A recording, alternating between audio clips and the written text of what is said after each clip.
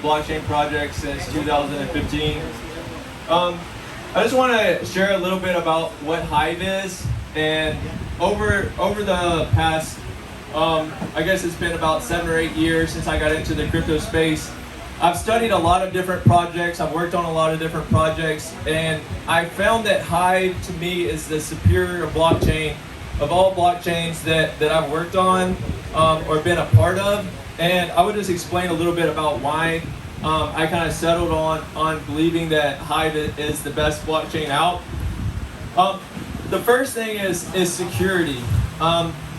With Bitcoin or Ethereum or the vast majority of blockchain projects, you have a set of keys that are directly tied to your Bitcoin or Ethereum wallet. And if those keys are compromised in any way, there's no way for you to reset that account or recover access to that account. If someone gains access to your Bitcoin keys, they have access to that wallet forever. And on the case of Ethereum, if you have money locked up in a smart contract, and for whatever reason your Ethereum keys are compromised and that contract is still pending for another few months, whenever those funds are released to your wallet, that hacker has direct access to your funds and will steal them. And there's very little that you can do to prevent that. With HIVE has a set of keys. When you create a HIVE account, you'll receive a posting key, an active key, a owner key, and a memo key. And it's a little bit confusing for people when they first get into HIVE, like, why do I have to have all these keys? Well, with your posting key allows you to create transactions on the network, such as posting. Chris Rice has the founder of DBuzz. I'm the co-founder with Chris. We have a social media. So with your posting key, you can post on our social media website. And the vast majority of other, there's a lot of other social media sites on HIVE, and you use your posting key to create posts, to comment, to upvote and like people's content there. With your active key, you can transfer your funds. So if you have funds on HIVE, you can send those funds with your active key. And with your memo key, it allows you to encrypt and send encrypted messages to people on HIVE. Now with your owner key, you can reset all of the keys to your account. And that way, if you give your posting key to your social media manager and they're posting and then they quit working for you and you don't want them to have access to that anymore, you just reset your keys and they no longer have access to your account. If you have an active key and you're transferring funds and for whatever reason someone gets access to it, you can reset it and then you can continue to transact and you don't have to worry about someone getting access to your funds. The other great part about HIVE is that when you put your money in HIVE, you can power up your HIVE. And what that means is that you lock your HIVE in your account and it's on a 13-week lock. And so if I put, let's say I have, $10,000 US that I want to store in crypto and I put it in my HIVE account, I can lock those funds, right? If somebody by chance gets access to my active key and starts transacting on my account, they cannot steal that $10,000 because it's stuck. And if they unpower, if I see like, oh, someone just done a power down on my account, I can go and change the keys to my account before they actually get access to my funds, right? And with these built-in security features, for me, that makes HIVE the safest blockchain to store funds on. Another great feature of HIVE is that we have a stable coin, right? So we have HIVE, and then we have the HIVE-backed dollar, which is pegged to the US dollar. It does fluctuate, but it's backed by HIVE, right? So we've seen over the past month, all stable coins have fluctuated, including the HIVE-backed dollar.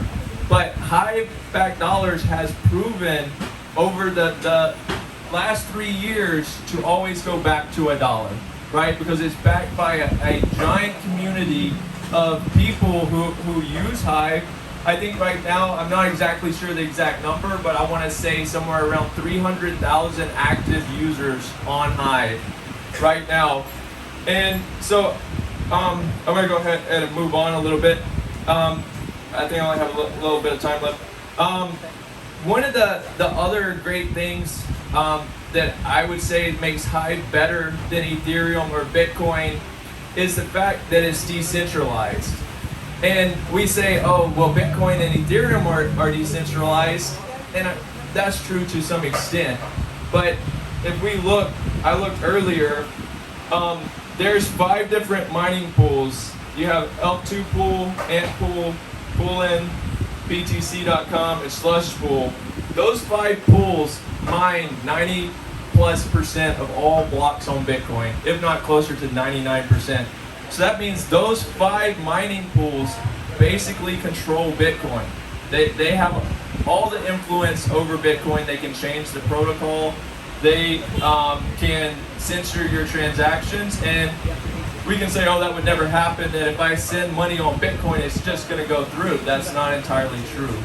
And we've seen over the years that there have been actors that mine Bitcoin, that mine empty blocks of Bitcoin, and that means that they mined a block of Bitcoin and they did not include not one transaction in it, right? Because when a Bitcoin miner mines Bitcoin, they can choose whether or not to put your transaction in that block. That also leads me on to the speed of HIVE. Our block time is 3 seconds, right? So if I send someone HIVE, they're gonna get it within 3 seconds. If I send someone money on Bitcoin, they may get it in you know, at best 10 minutes. At worst, I have sent a transaction on Bitcoin and waited over 2 days for it to be cleared in the first block. We've seen it, the mempool get so backed up on Bitcoin that you're just praying that the money eventually will go through. And then you're also paying these outrageous fees with Bitcoin. I've seen people pay upward of $200 or $300 for a single transaction on Bitcoin, and the same thing goes for Ethereum. With HIVE, the transaction cost is zero. It's zero to transact on HIVE, and the way that's possible is through the use of resource credits. So everybody's account, based on the amount of HIVE power they have powered up, and when you make an account on DBuzz, we delegate resource credits to you, so you can transact on the HIVE blockchain. But those resource credits, whenever you create a transaction, it uses some of your resource credits. But after a few hours or up to a day, all of your resource credits will be recharged and back in your account. So it's constantly recharging your resource credits that you're able to, so it prevents people from being able to go on the chain and just spam, right? You can't go and create hundreds of transactions or hundreds of comments or just spam the chain. You can go on and create, you know, the amount of transactions that you have based on your resource credits, and then after so much time, you can go back and make more transactions.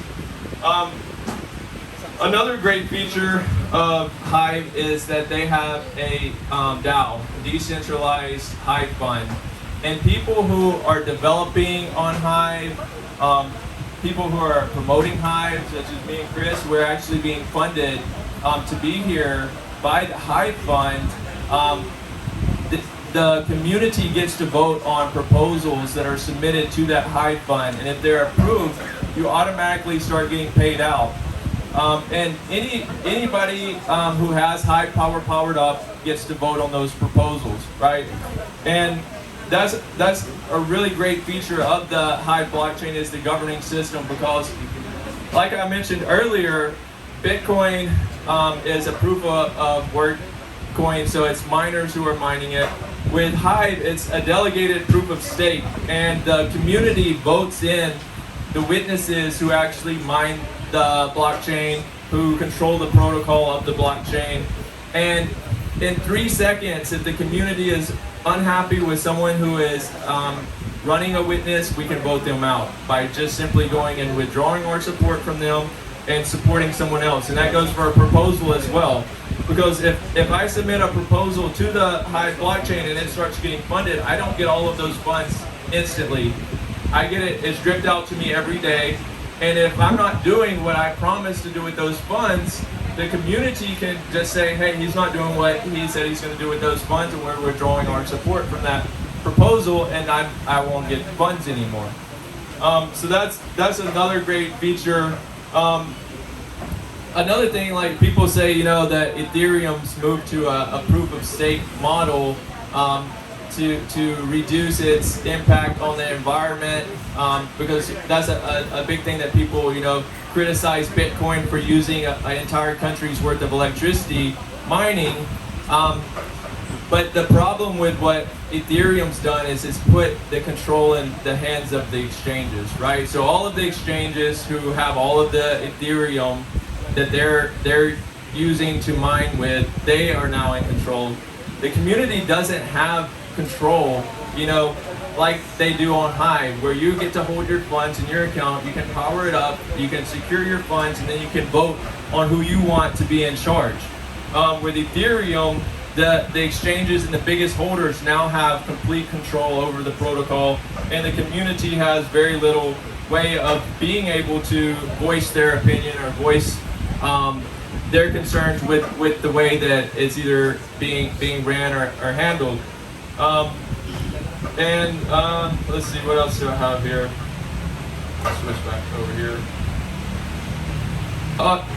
One of the great features, because I spoke about the social media on HIVE, is that we're seeing that a lot of games, and Splinterlands being the biggest game, I want to say it's one of the biggest games in the entire NFT gaming space or Web3 space, is built on HIVE, and it goes back to the zero fee transaction, because no one's going to want to come and play your game. I'm sorry, no one's going to want to play your game if they have to buy Ethereum and pay every transaction and lose. How are they going to, like, how is that a sustainable model if you're having to pay gas fees just to have your transactions put on the blockchain?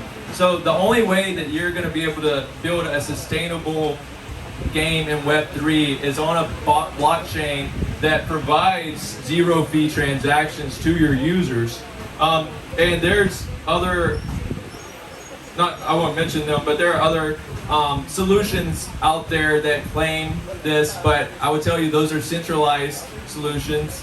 The community doesn't have control over them, and I don't see a future for those. And really, HIVE's really the only blockchain that I can see being able to build sustainable apps on in the future. And with the DAO that we have, and supporting our developers, supporting the furtherment of the development of HIVE, I feel like the technology that we have is going to outpace any of the other out there. We're currently able to handle all the transactions of all the social media dApps that are on the blockchain, and the games that are transacting. And like I said, somewhere around 300,000 active users using the chain, being able to post. Our transaction volume is far surpassed Bitcoin ability to. And as we see the need, we will continue to develop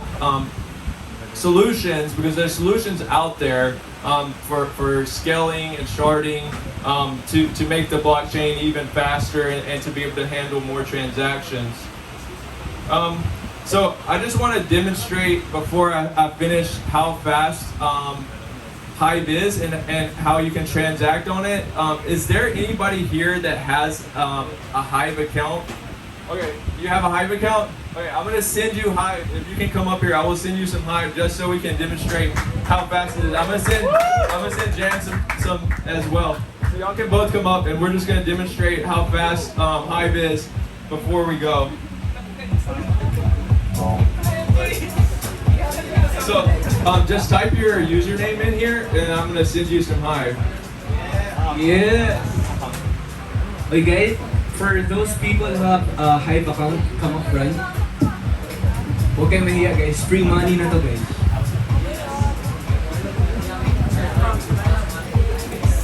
Okay, just stay up here. I just want to show, can you look on your account and see if you received HIVE? Here, I'm going to send you some as well. Here we go.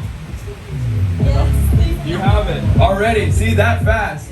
If that was Bitcoin or Ethereum or the vast majority of other blockchains, she would still be waiting. Maybe before the event is over, she may have it in her wallet, but already it's there.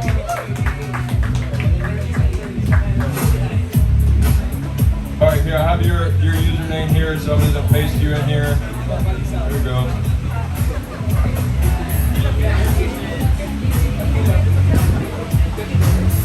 Right here, just type your username in here, and I will send you as well. All right, do you have yours? Yeah, already there. So it's that fast.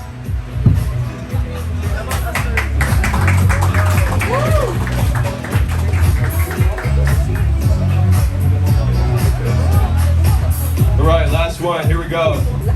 Go to your history. Refresh again.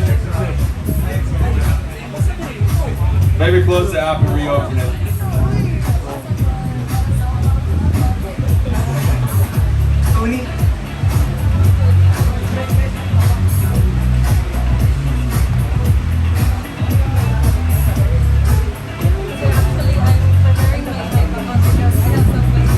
Okay, all right, yeah, if you have a question, you want to go ahead and answer it? Yes. How do you Yeah, explain no, this? you're good. How do you explain this 1,000 times booster? Okay, so I would just look at this real fast. Okay, so I would just tell you, I'm not exactly sure what this is, but I would just tell you that people can send you messages here. So I would just verify with someone in the community that this is not like, I mean, anybody can send you a message on HIVE, right? So I would just, I'll if you can screenshot that and send it to me, I'll just check it and see exactly what that's referring to. Okay, thank you. Great. Does anybody else have a question about HIVE? How many suppliers of HIVE? I don't understand the question. Supply. Supply of the token.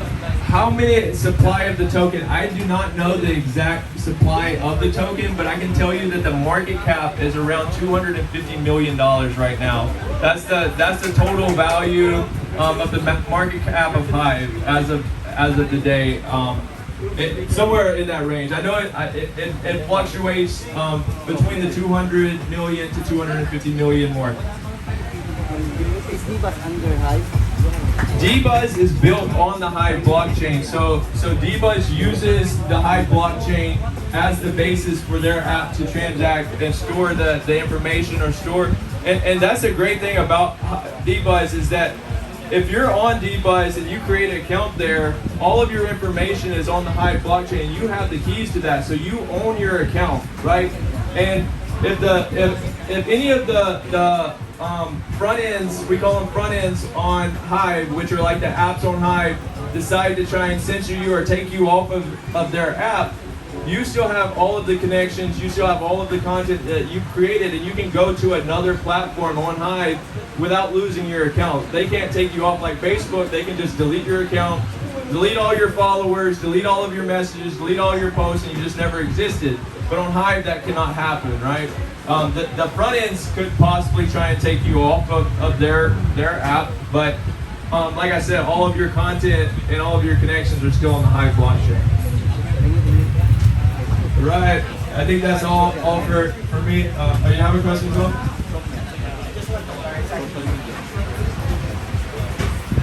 I just want to clarify if you enter or invest on HIVE, so any transactions or gas fees that you have is zero.